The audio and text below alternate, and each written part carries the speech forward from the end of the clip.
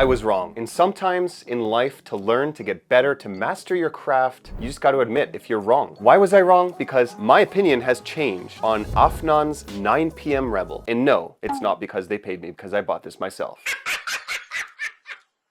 But to find out if this fragrance is right for you, make sure you stay till the end because I'm going to discuss everything that you need to know about this fragrance. So before I discuss the scent profile, I want to discuss how the fragrance actually arrives to you. So it arrives in this box. Okay, it's not the best box in the world. However, I love the holographic logo. This is actually how the fragrance is presented to you, which honestly, I'm kind of a fan of. Like, I think it looks pretty nice actually when it gets to you. This is what the bottle looks like. It's kind of the same as the Afnan 9pm bottle, except this time they went with their logo on the top of the cap on the atomizer as well. Silver, gray, and red just looks so nice on this bottle. I think it's pretty good. And then on the bottom you get sticker which tells you that this is eau de parfum and it is 100 ml. Now Afnan's 9pm Rebel, I did not know this. I just checked Fragrantica, but apparently it was actually made by a perfumer at Givaudan, Gail Montero, which I'm shocked to see. But congratulations Afnan, because that's pretty big. When this originally came out, I was not too over impressed because it has some similarities to other fragrances. It's not the most unique fragrance in the world, but at the same time, the scent profile is what captivated me over time to admit that I was wrong. I thought at the time that I smelt this fragrance that it was just okay. But before I discuss why that has changed, let me discuss the listed notes. So the top notes are pineapple, Granny Smith apple, and mandarin orange. The middle notes, vanilla, oak moss, and cedarwood, with the base notes of ambergris, dry wood, caramel, and musk. I've heard other reviewers say that this is a BR540 Baccarat Rouge dry down. And I might ruffle some feathers when I say this. I think it has zero relation at all to any sort of BR540 inspiration. I don't know what influencer spread that nonsense. What do I get similarities to with this, however, is I definitely get a similarity to Letafazkaya del Farsan, which you guys know I've hyped up on this channel. A pineapple dominant fragrance with some amber, some sweetness, and a little bit of spice. 9pm Rebel also has a relation to Aventus Absolute, which is kind of their more fruity, sweet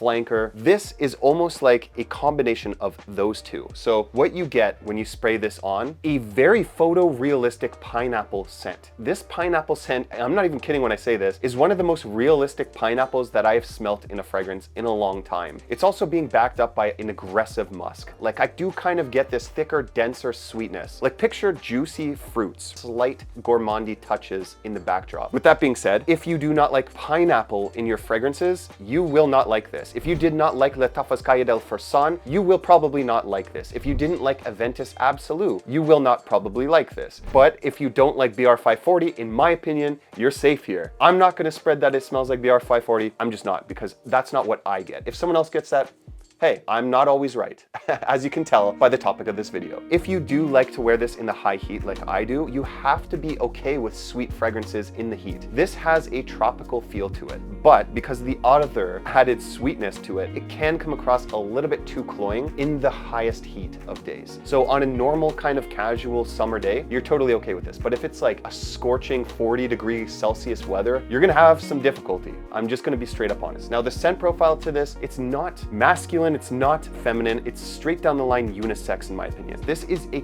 casual fragrance in my opinion, something that you would just wear out during the day, or you could overspray this and wear it to parties on the beach. Before I discuss the performance, I want to discuss one of the main reasons why I've changed my tune on this fragrance, right? So what I've noticed about Middle Eastern fragrances, at least in the clone department, not in their niche Middle Eastern fragrances, is that they output such high numbers that they rush production, and when you get it, it's not at its true potential. You have to let them sit for a bit. It's a process called maturation, maturing. The fragrance matures, kind of like wine or like whiskey or something like that. It becomes better over time. When I first sprayed this on, I just got Letafazkaya del Farsan, and I said this is pointless to have because the price point of Letafazkaya del Farsan is like $20 Canadian. And this, when I first bought it, was around $60 Canadian. After this sat over time and I brought it on vacation with me to Miami, Florida, my opinion completely changed. I couldn't stop wearing it even though I had some more expensive summer fragrances in my collection next to it. I even had Herba Pura by Xerjoff, which you could say is a competitor to this fragrance because it is a tropical fragrance, but